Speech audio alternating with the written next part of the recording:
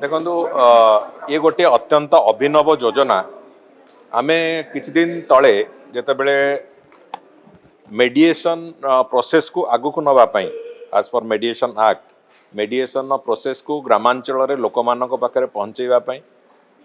एवं विशेष करी कि गाँ गहली रे रोथिबा महिला मानक भितरे आईन कानून संपर्क रे आउरी सचेतनता आनिबा पई तांको अधिकार बाबद रे आउरी सचेतनता आनिबा पई ये जो प्रक्रिया को आगु को केमती नहीं हबो पाखापाखि सरकार आसीबार 6-7 मास परे उभय women and child development department एवं लॉ डिपार्टमेंट जॉइंटली आमे माननीय उपमुख्यमंत्री उपस्थिति रे से बाबद रे गोटे विशद आलोचना होता सेति बेले कथा आसला जे आगामी दिन रे जो मेडिएशन प्रोसेस गाँ गहली मानकरे ताकू महिला माने केमती लीड करिवे से कथा को नेकी गोटे योजना प्रस्तुत हो एवं सेतेबेले विभाग तरफ कहा जाइथिला डिपार्टमेंट रो प्रिंसिपल सेक्रेटरी सेतेबेले गोटे प्रपोज करथिले जे केंद्र सरकार गोटे योजना नारी अदालत उपरे से योजना को आमे इम्प्लीमेंटेशन कले केमिति हबो से आलोचना आगु को नेकी आज विभाग तरफ मोर भी गोटे जोटा बहुत दिन धरिकी मोर मनरे आशा थिला जे जेमिति ऑल वुमेन कोर्ट जोटा मु आगुरु भी कही गणमाध्यम आगे जे आमे ओडिशा रे ऑल वुमेन कोर्ट जो थे कि जुडिशियल अफिसर को आरंभ करिकी सेठी क्लरिकल स्टाफ पर्यंत प्रोसिक्यूटिंग अफिसर पर्यंत समस्ते महिला थाई कि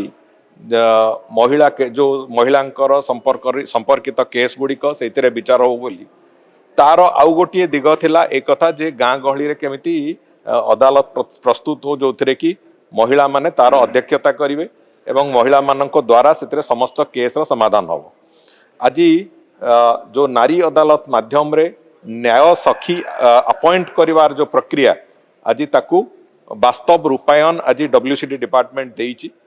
एवं सेतिरे जो गाँ गहली रे छोटो मोटो जो सिविल डिस्प्यूट्स अच्छी जेमिति डोमेस्टिक वायलेंस हो पारे डाउरी रिलेटेड इश्यूज हो पारे एक्स्ट्रा मैरिटल अफेयर्स हो पारे गाँ गहली रे साधारण भाव में परिवार भितरे गाँ भितरे जो समस्या गुड़िक गोटे दैनंदिन आसे एवं जो घटना भिड़ी टाणी होगी थाना को भी जाए कोर्ट को जाए ये सब कथा जाए से थाना आउ कोर्ट को भाराक्रांत न करिकी जदि नारी अदालत से गुड़िकर समाधान करई दे पारिबो से दृष्टिकोण को आखि आगे रखिकी एक कथा को आज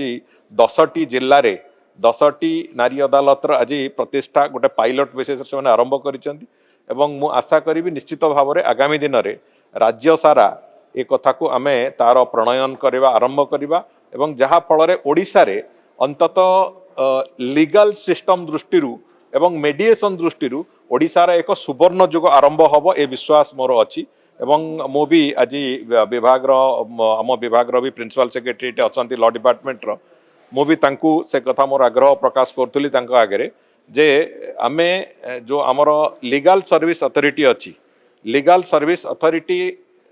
रो प्रति तालुका रे आमर लीगल सर्विस अथॉरिटी अच्छी जो थे कि से अंचल जी जुडिशियल ऑफिसर थिबे से ताकू चेयरमैन तार होचंती सी तार अध्यक्षता सी करती एवं से जो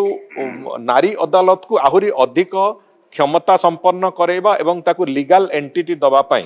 ताकू लीगल सर्विस अथॉरिटी संगे जोड़ीबार जो प्रक्रिया ताकू भी आमे आगु को लेकिन चलवा चाहूँ जहाँ फल कि नारी अदालत गुड़िक आहुरी क्षमता संपन्न होगी काम को सफलतार सहित सुचारू रूपे करें से व्यवस्था को मु भावुची आमे बहुत शीघ्र ताकू भी दुईटी जाक विभाग आलोचना करी ताकू भी करने को जीवा तेणुक आज ये जो अभिनव उद्यम पाई निश्चित भाव में डब्ल्यूसीडी डिपार्टमेंट एवं माननीय उपमुख्यमंत्री को मोर धन्यवाद एवं मु कृतज्ञता भी जनाऊँ कहले अत्युक्ति हेबनी।